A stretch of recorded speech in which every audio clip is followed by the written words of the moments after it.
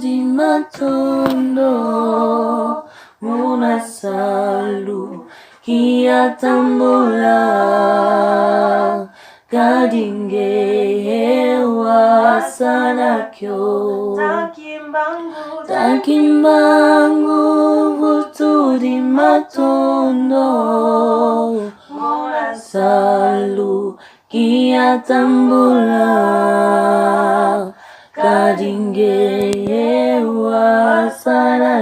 Bonjour tout le monde, je suis Nemoïla Mwamba et je viens ce soir auprès de vous pour parler avec vous, mes frères, parler avec vous, la jeunesse africaine en particulier, par rapport à notre devoir et par rapport aux enjeux qui nous attendent demain.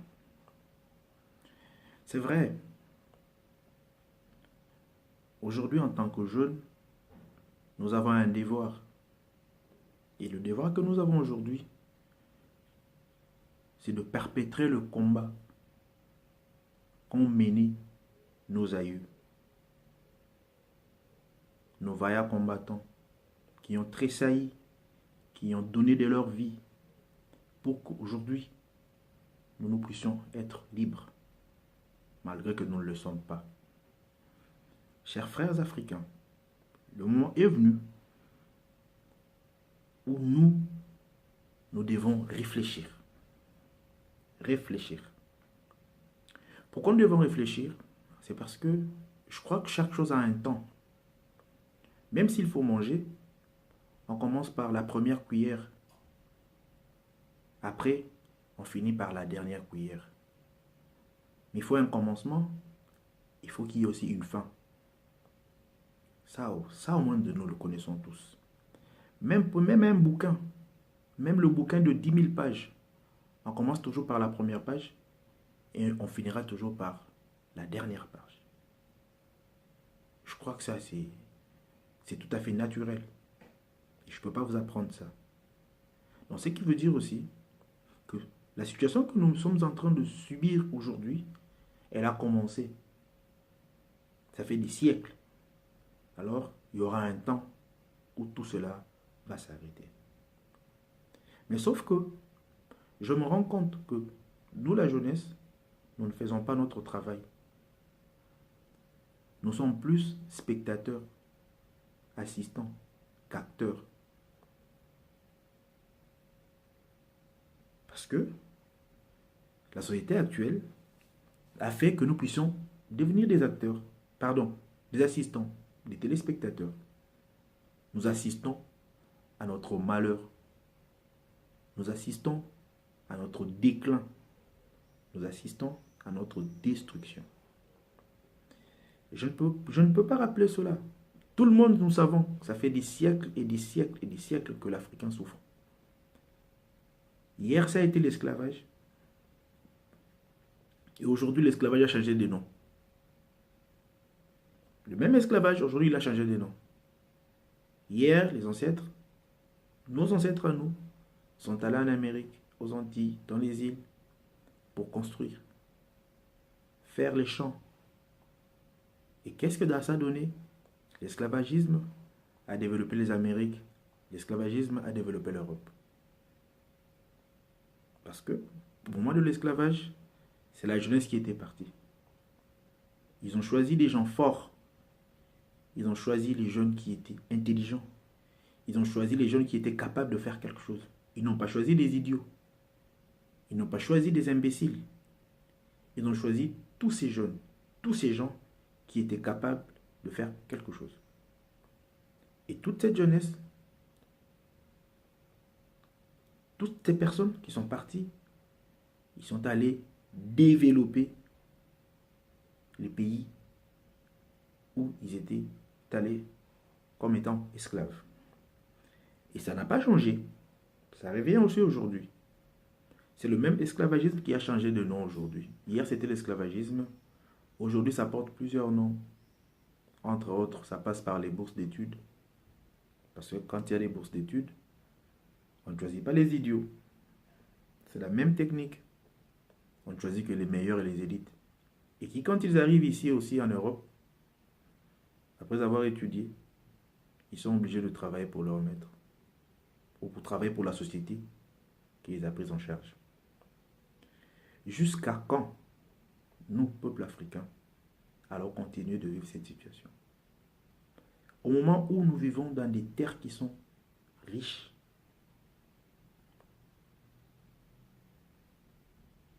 mais nous sommes incapables de développer ces terres. Pourquoi? Il y a une seule raison. C'est parce que nous nous sommes perdus de chemin. Nous avons choisi la mauvaise voie. La voie qui nous détruit du jour le jour. Et c'était quelle voie? C'est la seule voie qui nous a détachés de nos ancêtres, qui nous a détachés de notre spiritualité, qui nous a détachés de nos valeurs, qui nous a détachés de nos mœurs pour embrasser les valeurs, les mœurs, les ancêtres, la spiritualité ou la religion des autres. Et par conséquent, l'Africain hier qui était fort, l'Africain hier qui était intelligent, l'Africain hier qui était respecté, il n'est plus respecté. Aujourd'hui, il est le dernier dans l'échiquier mondial.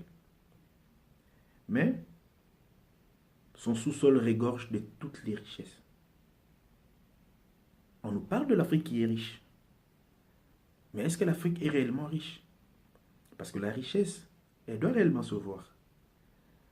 Est-ce qu'à travers le peuple africain, on voit la richesse de l'Afrique? Je ne pense pas.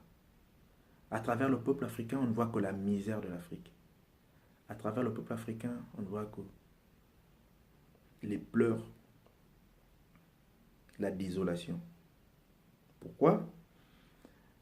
Parce que il y a une société qui a voulu nous rendre des sous-hommes.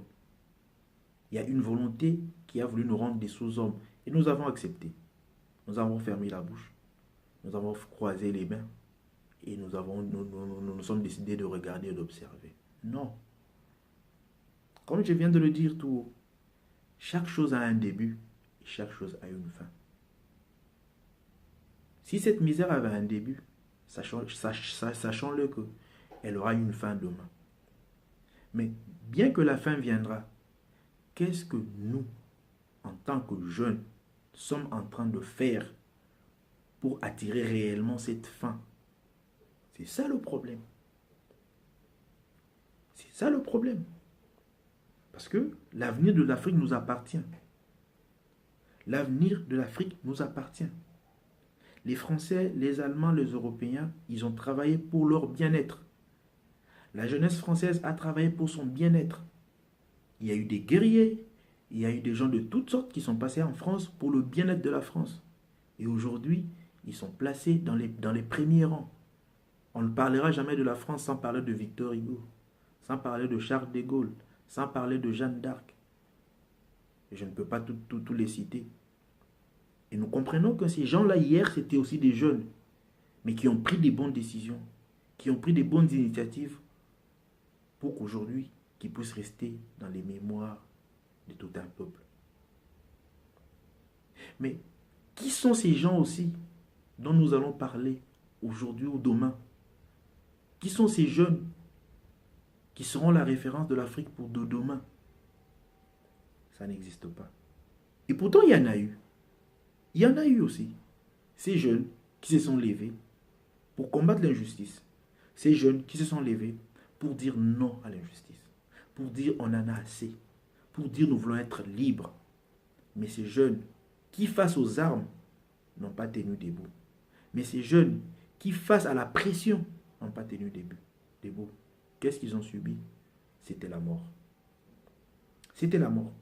Parce que la société actuelle fait que tout celui qui va oser élever sa voix pour conscientiser l'Africain, pour éveiller l'Africain dans le vrai sens du mot, puisse disparaître.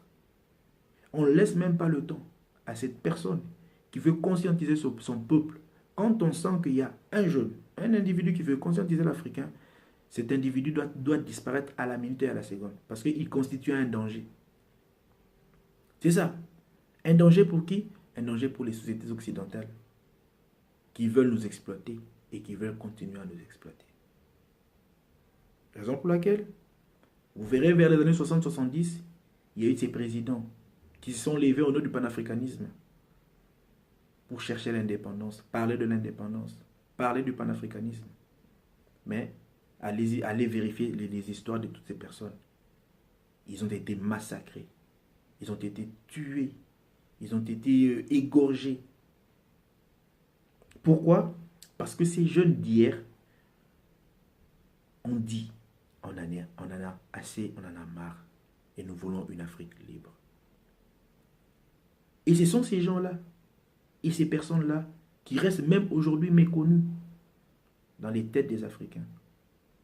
Parce que même le système scolaire africain, il est conçu pour ne pas aimer ce que nous sommes, pour détester ce que nous sommes, mais aimer ce que l'Occident nous montre. Voilà. Moi, je suis né au Congo, Congo-Kinshasa. Je n'ai jamais appris à l'école l'histoire de Kimpavita. Je n'ai jamais appris à l'école l'histoire de Fumukimbangu. Je n'ai jamais appris à l'école l'histoire de toutes ces glorieuses personnes qui ont marqué l'Afrique. Tout ce que j'ai appris, c'est Charles de Gaulle. Tout ce que j'ai appris, c'est Guillaume le Conquérant. Tout ce que j'ai appris, c'est Pépin le Bref. Tout ce que j'ai appris, c'est Louis XIV, Louis XIII. Charlemagne et Jeanne d'Arc. Déjà, le système scolaire africain, il est géré par l'UNESCO. Donc les Africains eux-mêmes, ils sont incapables de se créer un système scolaire, de se créer un programme scolaire. Nous sommes quel type de personnes? Et pourtant, nous sortons des mêmes écoles. Nous avons les mêmes diplômes. Et on nous appelle intellectuels. Mais qu'est-ce qui fait que cet intellectuel africain, qui a appris dans les mêmes conditions que l'intellectuel européen, mais l'intellectuel africain est incapable de faire développer son pays, incapable de faire émerger sa nation? C'est là le problème. C'est là le problème. Pourquoi? C'est parce que l'Africain n'est plus africain. L'Africain, il est noir dans la peau, mais dans sa tête, c'est un petit blanc. C'est un petit blanc dans sa tête. Alors un petit blanc dans la tête, noir dans la peau, qu'est-ce qu'il va faire pour son peuple? Rien du tout. Raison pour laquelle le système qu'on nous a imposé fait que nous ne puissions pas travailler, nous ne puissions pas émerger dans nos pays. Il fait que même nos pays ne puissent jamais émerger. Mais sauf que nous ne tenons pas compte des temps et des enjeux qui sont tout autour de nous. Parce que le temps passe. Les Européens, eux, ils font des calculs. Ils voient l'avenir. Ils savent comment retarder l'Africain pendant 50 ans. Ils savent que l'acte que je pose maintenant, ça va retarder l'Afrique pendant 20 ans. Ils le savent très bien. Pour retarder encore l'Afrique pendant 50 ans, ils vont poser des actes maintenant qui auront des conséquences 50 ans plus tard. Et vous, peuple africain, qu'est-ce que vous faites? Nous ne sommes que spectateurs de notre désastre. Nous assistons à notre mort lente. Et c'est quoi le rôle de notre jeunesse? Et pourquoi nous sommes venus sur Terre? Pourquoi sommes-nous venus sur Terre? Pourquoi sommes-nous réellement venus sur cette Terre? Nous sommes venus assister ou nous sommes venus poser des actes? On nous parle aujourd'hui de l'âge de Verseau. Est-ce que réellement l'Africain se rend compte de cette période? Est-ce que réellement nous nous rendons compte de cette période? Et voilà la distraction partout. Alors, chers frères, jeunes comme moi, le temps est venu où nous devons nous interroger, nous poser des questions. Posons-nous les vraies questions. Posons-nous les vraies questions. Nous sommes des êtres humains comme tout le monde. Hier, la Chine quémandait à manger. Aujourd'hui, la Chine donne des injonctions Nous nous posons des questions. Et nous, l'Afrique, nous sommes toujours au bas de l'échelle. Et l'Africain attend un miracle. L'Africain attend un petit miracle qui viendra du ciel. Peut-être qu'il attend encore le Père Noël qui va venir le sauver. Non, le Père Noël ne viendra pas. Nous devons nous libérer de nos chaînes. Et c'est maintenant qu'il faut le faire. C'est pas demain. C'est maintenant. Jeunesse africaine, réveillez-vous. Réveillez-vous. Réveillez-vous. Parce que il est maintenant temps. Il est temps de prendre notre destin en main. Il est temps de prendre notre destin en main. Sortons de la distraction. Sortons tous de nos distractions. Et regardons en face ce qui nous attend. Qu'est-ce que nous allons léguer à nos enfants? Qu'est-ce que nous allons léguer à nos petits-enfants? Qu'est-ce que nous léguerons à nos enfants et à nos petits-enfants? Déjà, qu'est-ce que nous avons et qu'est-ce que nous allons leur léguer? Réveillons-nous. Prenons conscience. L'Afrique n'émergera jamais si l'Africain lui-même, si nous n'avons pas pris conscience. Prenons conscience. Réveillons-nous réellement. Certes, vous allez vous dire, mais nous sommes debout, nous sommes réveillés. Non. Il y a une différence entre celui qui regarde et celui qui est réveillé. Regarder et réveiller, c'est deux choses différentes. Je dis, réveillons-nous. Réveillons-nous de notre profond sommeil et posons des actes.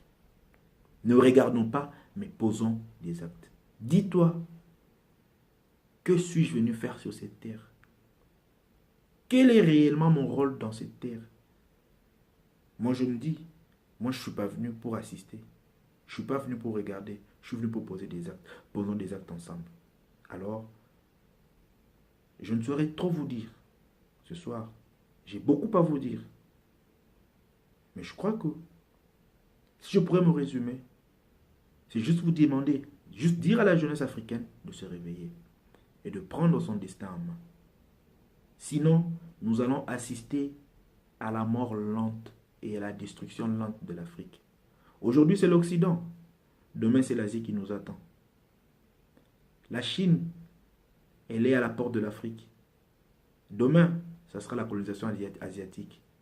Est-ce que l'Africain, tu es au courant de ça? Jeunesse africaine, tu es au courant de ça? Ou nous sommes encore de la distraction? Nous sommes encore dans le sommeil profond des enseignements, du système qui nous entoure. Sachez-le bien, et je le dis avec toute énergie, tout ce que nous avions appris, tout ce que nous avons copié du colonisateur ne nous servira jamais. Tout alors tout. De la religion, de la spiritualité à l'enseignement et à l'éducation, ça ne nous servira jamais. Nous sommes restés avec pendant plus de 4 siècles. Ça n'a pas développé l'Afrique. Mais au contraire, ça ne fait que nous plonger vers le cataclysme et vers le déclin. Sortons de ce système. Sortons de ce système. Abandonnons les pratiques, les mœurs, les coutumes qu'on nous a imposées. Cherchons à aimer réellement nos vraies coutumes et nos vraies mœurs. Et c'est par là que nous allons nous développer. Et c'est par là que nous construirons une Afrique forte, une Afrique prospère, une Afrique libre. Sinon, nous ne serons que là pour accuser, injurier. Et après, ça ne servira à rien. On passera notre temps. Faisons attention, chers frères africains. Jeunesse africaine, réveillez-vous. Jeunesse africaine, réveillez-vous. Jeunesse africaine, réveillez-vous. Merci à tous ceux qui auront l'occasion de me suivre à travers cette vidéo. Je vous dis à la prochaine. Kutudi matondo munasalu kiatambola kadinge hewa sanakyo takimbangu butudi matondo munasalu Kia tambula kadinge